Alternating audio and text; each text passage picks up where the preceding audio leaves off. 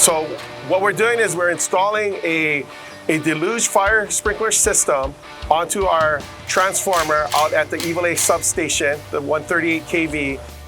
We want to protect this equipment because this equipment is important for our people in the downtown area, especially our Chinatown people. It's a dry standpipe system. The piping is dry until it activates.